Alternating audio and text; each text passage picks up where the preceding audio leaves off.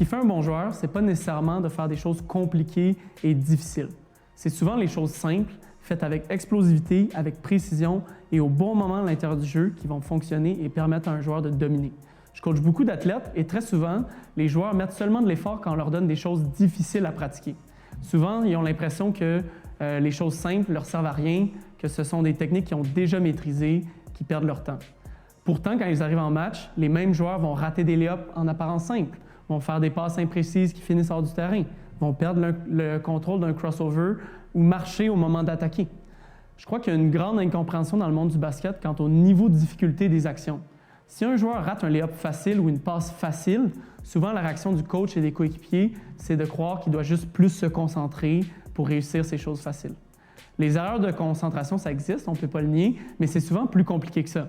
La réalité, c'est qu'il existe un paquet de variables, un paquet de défis qui rendent un lancer facile en entraînement, plutôt difficile en match.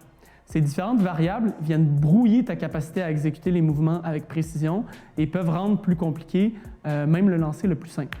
La première et la plus évidente, c'est la vitesse. Plus tu vas vite, moins tu as de marge d'erreur pour t'ajuster et pour rester précis. Donc, plus qu'il y a d'erreurs et de mauvaises calibrations qui vont ressortir de ton corps d'une certaine façon. Mais ce n'est pas la seule variable et ça va être le sujet du prochain vidéo, on va toutes les voir. En attendant, tu dois t'assurer de comprendre la chose suivante.